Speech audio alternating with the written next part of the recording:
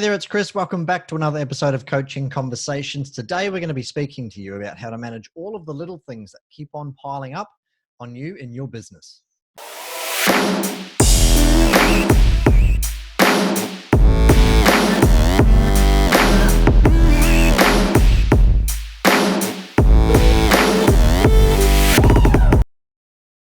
Hey there, welcome back. It's Chris and Nick here with another episode of Coaching Conversations. Before we jump into today's topic, Nick, how are you feeling this morning? I'm doing very well. The weekend has come and gone very quickly.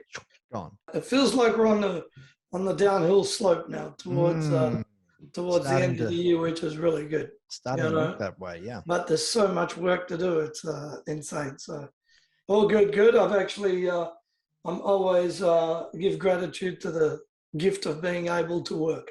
So that's a good thing, because there's a lot of people, unfortunately, maybe they can't work, right? So yeah, that's right. it gives you good meaning that you can go to work. We're definitely on the downhill slide. You know, I see it with a lot of business owners now that they're all starting to speed up. They're pedaling faster because they know that Christmas deadline's only about 6 weeks away. And for many, it's a great thing. They're looking forward to that time off. But what happens between now and then is things get really busy. There's lots of things operationally, things people have to remember.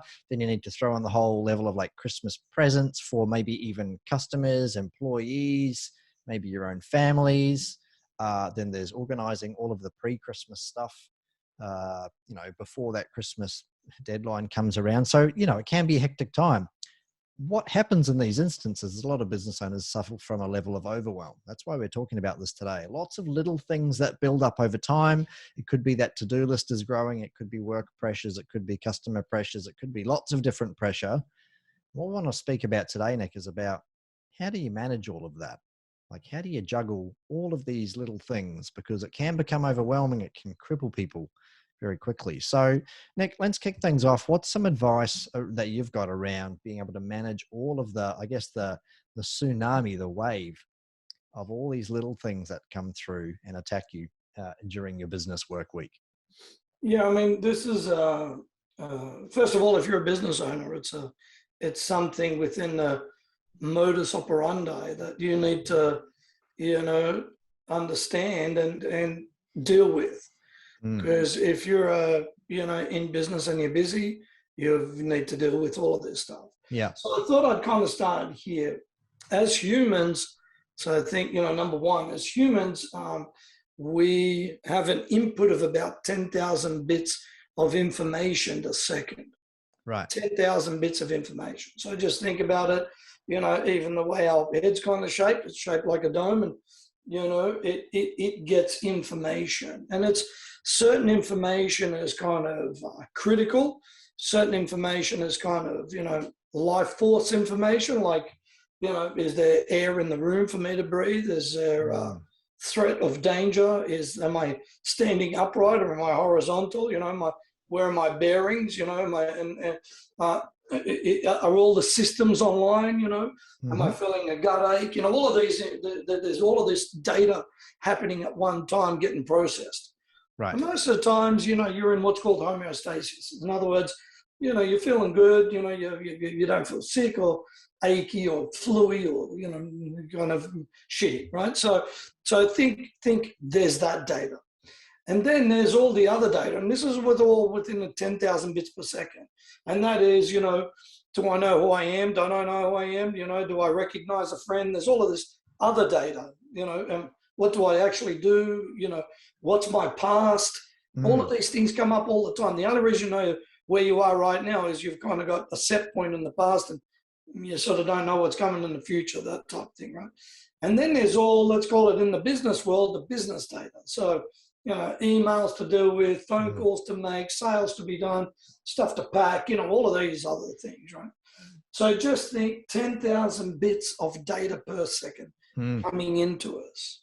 Now, we then decipher about 124 bits of that data. So 10,000 in, 124. Yeah. Now, the goal here, the reason why it causes overwhelm, it's like, if you've got a cable of data coming through and the cable's this fat, but you've got this much data coming through, it's like, how do I compress it down? So I think 10,000 down to 124 bits. Mm-hmm. And that 124 bits goes into your neural processing and then down in through your nervous system, depending on what it is, right? So first of all, you kind of need to go, okay, well, out of the 124 bits, what am I going to take on board? And that's why they say, you know, if you have to think about your heart beating, think autonomous nervous system, it just works on its own, versus you going heart beat, beat, beat. You do nothing else other than heart beat, beat, beat. That's it, right? Like you'll be incapacitated to anything because you miss a beat and it's, you know, you're dropping dead, right? That's it.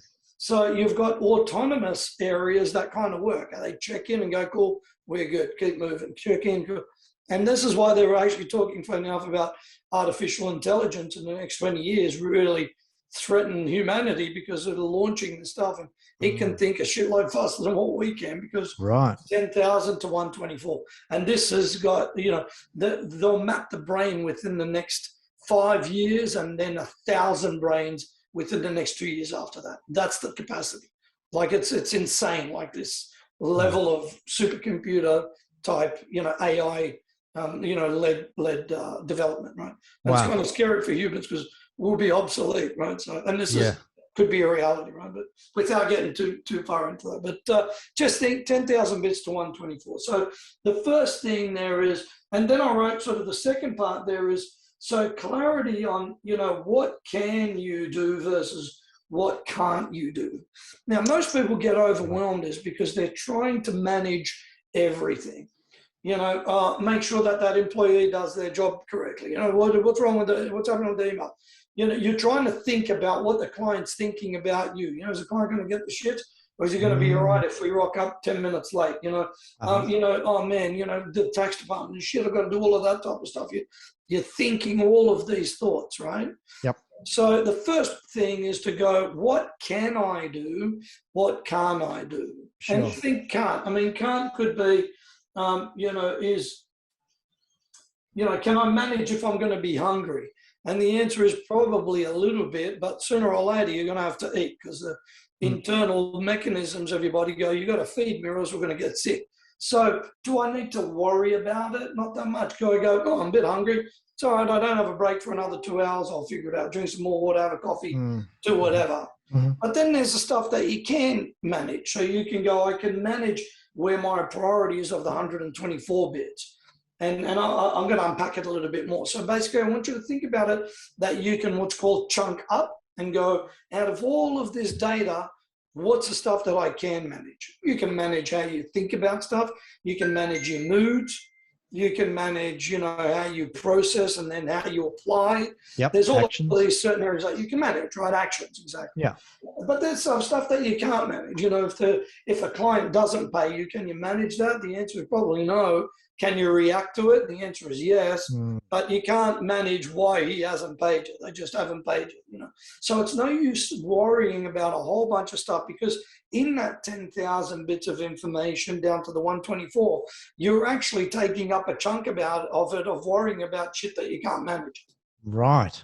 So it's like you've got, you know, one lane of the freeway blocked and you're like, yeah, okay. So you're filling some of those pathways with almost redundant information because you can't do redundant information. I mean, look, it's still very real. It's just more along the lines of saying, well, you know, how much of that highway am I going to spend? Sorry, how much of that highway am I going to block with stuff that I can't really do much about? Got it. You know, people, and let me give you something that's a bit closer to reality today. You know, today people go, well, you know, is this vaccine, is COVID going to get me? Am I going to, you know, be sick from it? You know, look at the media. I'm stressing out about shit that I don't even need to stress out. It's like people that keep on fearing death. You know, my sister was somebody that just feared death all the time, and she's got every reason. You know, her son died, and her husband died, and, you know, our uncles died, and all of this died, and our dad died, you know, all of this stuff. But I'm like, if death's coming to you, you're not going to know anyway. It's coming. You know, it's the process of it. So, and it's the same, I suppose, with kind of this thing with COVID. If you're going to get it, you're going to get it. Vaccine, no vaccine, the research shows that you still get it. It's maybe to the severity or whatever it is. And, you know, people that have got vaccinated, they're really, really sick. You got people that aren't vaccinated, they're really, really sick. So I'm not walking outside going, I think I'm going to get it. I'm like, fuck, if I get it, we'll manage it. Like that's, I don't, the more time I spend on worrying about stuff that is out of my control, unless you want to live in a bubble, and that's stressing you out even more than that, and people, we've seen this with lockdowns and stuff like that, you know what I mean? So even throughout lockdown, I'm like, okay, cool, there's limited things that I can do. Instead of worrying about all the stuff that I want to do outside those limits, just figure it out on the inside. And I was just as busy. We're doing just as much stuff with the company. We're doing all of this stuff because we didn't allow that, 3 laneways to get blocked with worrying about stuff, So just think part 2. Yeah. So it's really about understanding what you can and cannot control, and then I guess freeing up those lanes for what you can control only, and just disregarding the rest. Yeah, because most overwhelm is lack of control, isn't it? Yeah, I guess so. Isn't it? Like, well, let's think about it. If me and you, somebody picked us up right now and, put us in the cockpit of an A380 full of people, and they go, it's taken off. Now you've got to figure out how to fly this thing to the US. I don't know about you, but we'll be like, this is like this much data. I don't even know what to look at. Like there's 1,000 gauges on there. There's all these levers. There's the steering wheel. It's overwhelm, and that's the lack of control, correct? But if I said to you, hey, Chris, when you win the land in Sydney, grab the hire car, come to my place, pick me up, we'll go for lunch. And you're like, oh, I don't get that sussed out. I mean, maybe it's the new car, but it's sort of, D for drive and, R for race, whatever, right? So, you know what I mean? Like you kind of get it. The key starts, and it's not overwhelming to the point of incapacitation, and that's overwhelmed. I'm overwhelmed by what I can't control. Perfect. Think about it like that. Good analogy. Okay, good. Very good. What's next? Number 3 is level of importance. And I'm going to kind of take this from, my training with Krav or military level execution or any of this type of stuff.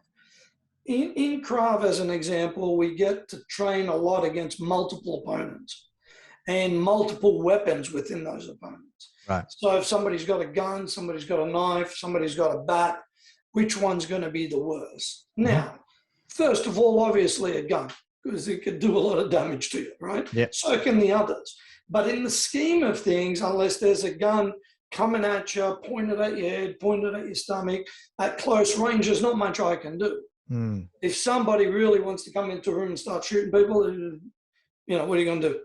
Krav, no Krav, you just got to hopefully hide behind something or someone, and you're fortunate enough to not be hit. Right? Yep. However, if somebody's got a gun and that guy has got a gun in front of it, and then there's one of his mates with a baseball bat or a knife, first of all, for us, disarm the gun, do as much damage as you can, get the weapon, and either use the weapon against somebody, if it's a home invasion, or, secure the weapon and then deal with the next threat. So there's a level of importance to do. What's worse, a knife or a baton? And the baton's heaps worse because it's got range. And a knife, you've got to be close to be able to use it. But a baton, it's like this. They can swing. If it gets you in the head, it's getting lights out, game over. If it gets you on the arm and break your arm, like there's in the ribs or whatever. So you've kind of got to deal with the threat as it goes. And once again, from an overwhelm perspective, we do what's called a separate and scan. So once you've done it, you look around to make sure there isn't, but what it does actually is it changes your laser focus on the job, like we are as animals, like we're committed to, it opens up your periphery again, because when you move your head like that, allows the blood flow to get back up to your brain, right? It's crazy. I mean, this is all military training, so the goal here as a business owner is to go, what's the level of importance? Is something in 3 weeks that you need to pay a bill more important than something that's like, the customers on the call, you need to call them back, you got, your team waiting there to pour concrete with 15 other guys waiting around. Obviously that level of importance needs to go. So you're still getting all the data in, but you go, what's important? Right. Yeah. Somebody pointing a gun at you to your head, very important. Okay. Somebody may be grabbing a bat that's, 30 people away from you. not as important. Deal Right. with threat now. So Okay. So, from a business sense, is it better to write this stuff out if it's in your head, or what's the way to organize it? How do you organize your level of importance? yeah, Your look, the method? way that I think that's probably going to roll into the next two parts. So let me Okay, great. go Let's do that that. way, and then I'll come back. Yeah. So that could be. Yeah. I think they'll answer it. So Sure.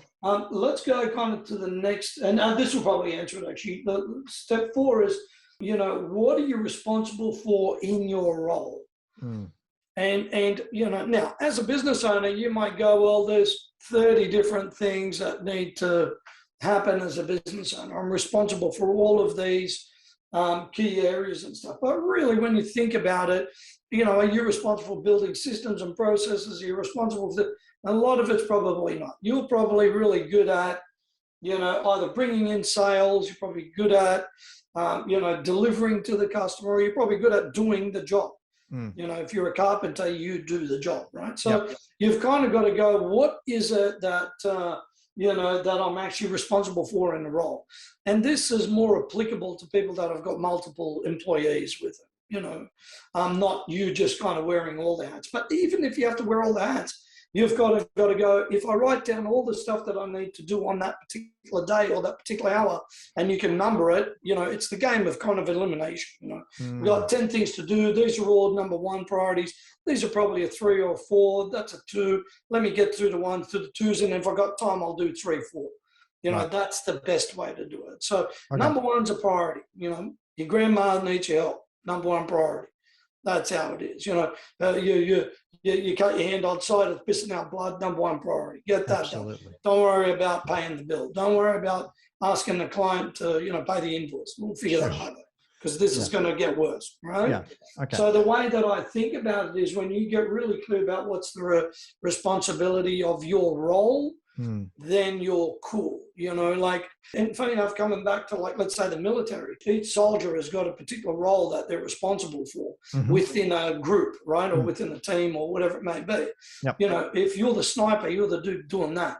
If you're the, heavy machine gun guy, you're the guy doing that. If you're tactically, working with the team, you're the guy doing that. And you've seen it. They've got comms guys, explosive guys, all of those type of things. Laser guys, tag in the lasers, all of that type of stuff, and coordination, and it's all of those. So they get really clear about what their role is. And I suppose kind of to add to that is where do you fit into the entire kind of ecosystem called your business, with that. So when you get the data on board, you understand what's the priority. You've gotten clear about what you can manage, what you can't. You understand what your role is, which kind of measures that.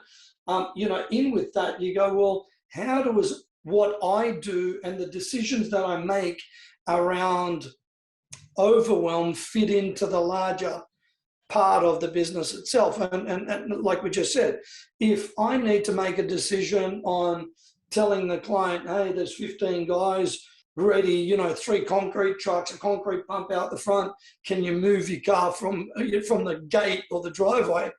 Well, that's something I need to work on. Do you see what's the bigger scope? The bigger scope is we can't finish the job unless this is done, and we can't get the trucks in to get this done, and there's all of these people hanging out. So, hey, you got to move your car, right? That's kind of, you see, it sort of fits in like that, Sure.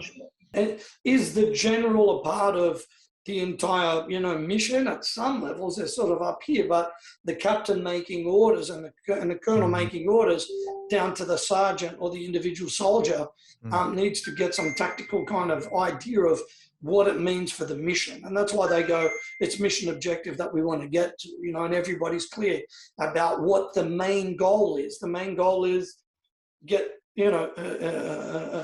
those insurgents out of that building. Main goal, and it's the same, like I said, even for craft. We scan, we go, which threat do I need to deal with quickly?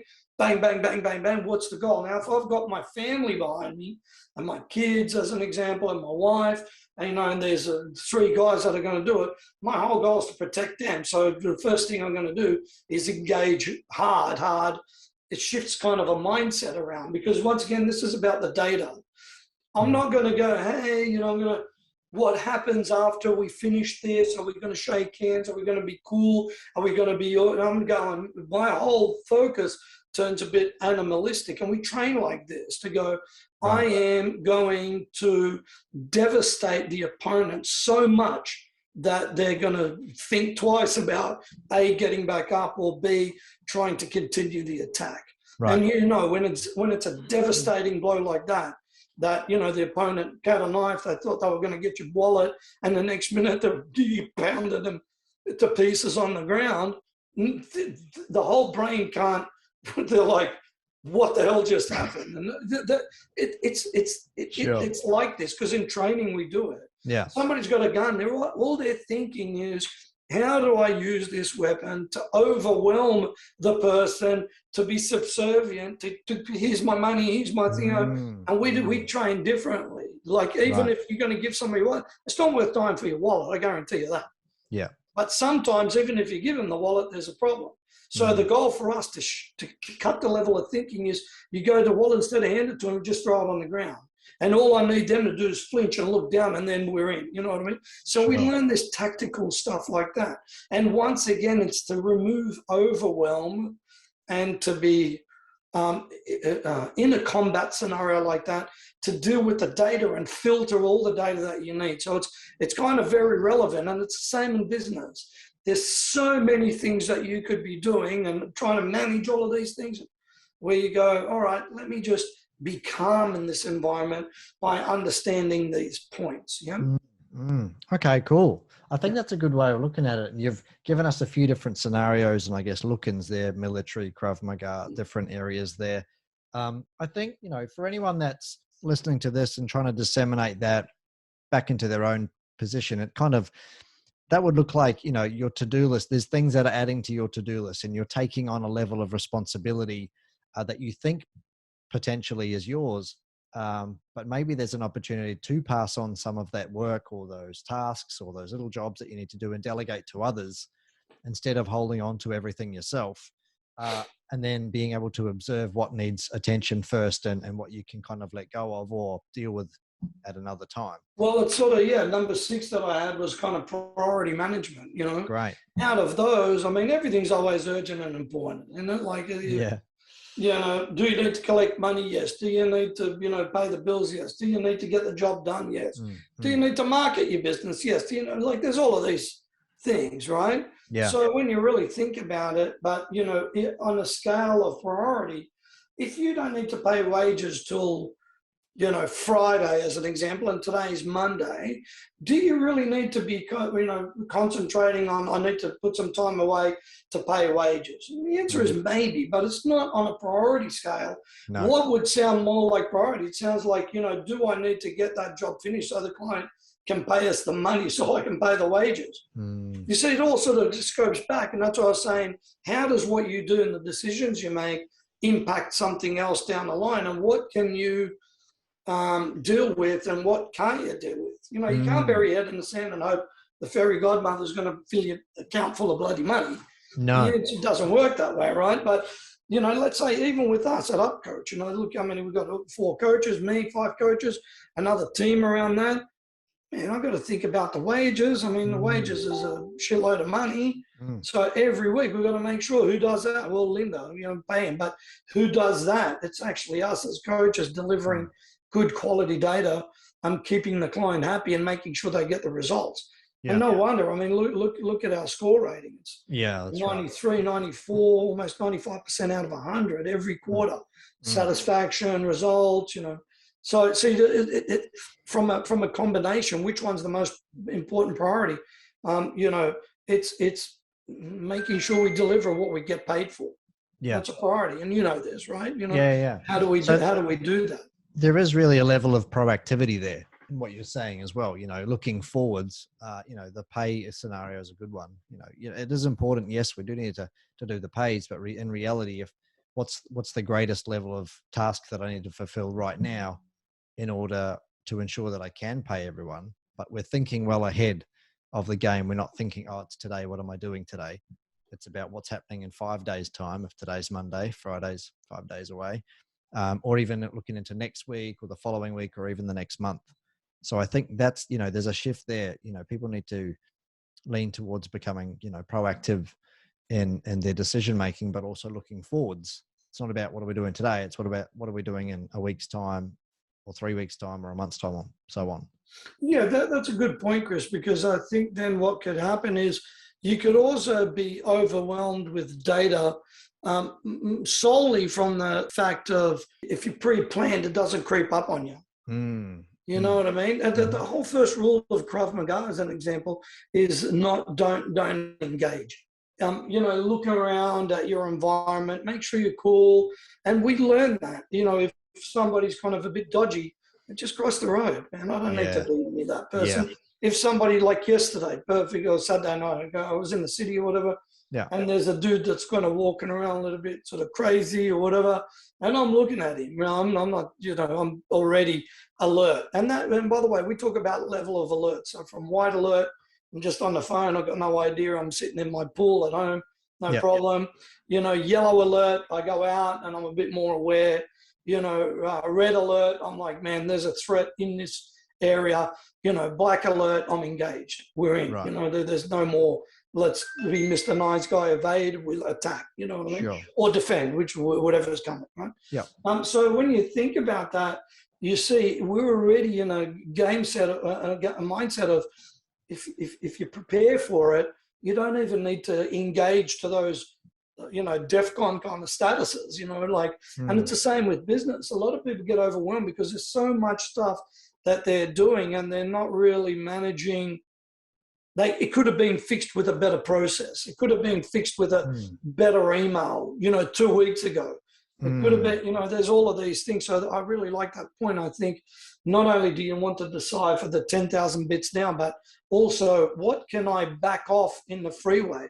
If I've got the cleaning crew on the freeway cutting the grass, doing all that, and they're doing, the grass is too overgrown or there's shit all over the freeway and you can't get to it, it's better that they just work at night, once a week, and they just keep it nice and free throughout the day. You know what I mean? It's planning maintenance. We're going to do that in 3 weeks. They give people notice. That tunnel won't be operational because we're in maintenance or whatever. So rather than, oh shit, we got to do it tomorrow, put the sign up, and everyone's already thinking I've got to go that way to go to work, or it's stupid for them to do it through Monday to Friday between 6 to 10 a.m., especially in Sydney, or 3 till 8 p.m. It's like congested. So they've only got a window of like 10 till 2 if they're lucky. And not even in Sydney, you don't even get that, so. Yeah, right. Okay, good. Was those all the points, Nick? Or did you want to do a bit of a roundup on those for people that are wanting to take some notes away on this one? Absolutely. Number one, 10,000 bits and you get to decipher 124. Choose what you decipher wisely. Choose what you keep and what you get rid of. Great. Wisely. By the way, just on that point, it's also, the different color goggles that you've got on. If everything feels like it's a drama, you're just going to decipher more of the drama information. If everything's like a problem, all you're going to be is in the problem stages. Have you ever noticed when you think problems, it looks like there's more problems coming all the time? Everything's very true. Yeah, right? Absolutely. The other side to it, if you go, hey, we'll figure out a solution to this problem, we're cool, right? So then if you've got solution-orientated mindset, the 224 bits are based around solutions rather than problems. You can deal with them better. That's how it works, right? Very good. Number two, clarity on what you can control versus what you can't control. Chunk up, big picture, chunk down, what do I need to do? Number three is, what's the level of importance? Is it important right now that you deal with it? Or because there's, 10 people waiting on you, kind of priority management, same. Or, or is it not that important right now?